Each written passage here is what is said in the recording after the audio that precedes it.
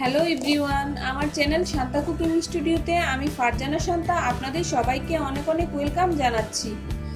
আজকে আমি আপনাদের জন্য কোনো রেসিপি নিয়ে আসিনি, আমি নিয়ে এসেছি রেসিপি সম্পর্কে একটা টিপস। তাহলে চলুন এই টিপসটা আমরা জেনে নিই।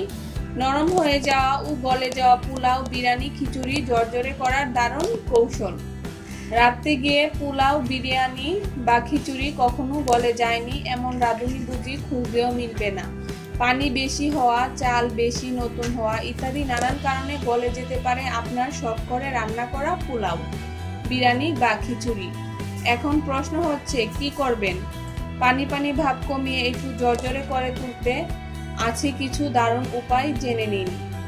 1. যদি পানি দেওয়ার পরই বুঝতে পারেন যে পানি বেশি হয়ে গেছে ও এতে বিরিয়ানি বা খিচুড়ি গলে যাবে, তাহলে সাথে সাথে আলু কেটে এর মাঝে দিয়ে দিন।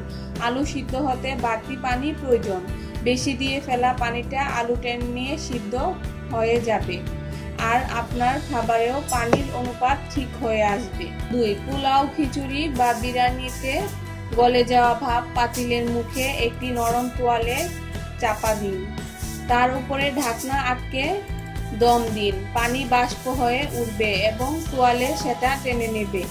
বেশি নাড়াচাড়া করবেন না।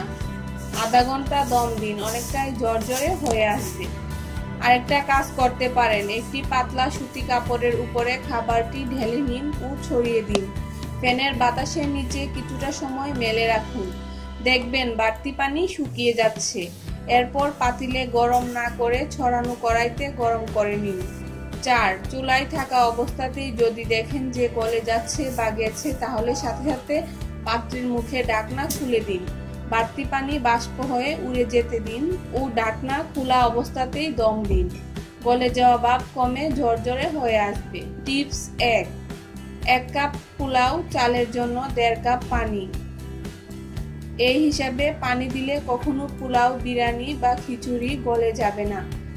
চাল ও পানি 1 কাপেই পরিমাপ করবেন এবং ফুটন্ত গরম পানি ব্যবহার করবেন। আরো ভালো ভালো রেসিপি সম্পর্কে টিপস পেতে আমাদের চ্যানেলটিতে অবশ্যই সাবস্ক্রাইব করবেন। সবাই ভালো থাকবেন, সবাইকে ধন্যবাদ, আল্লাহ হাফেজ।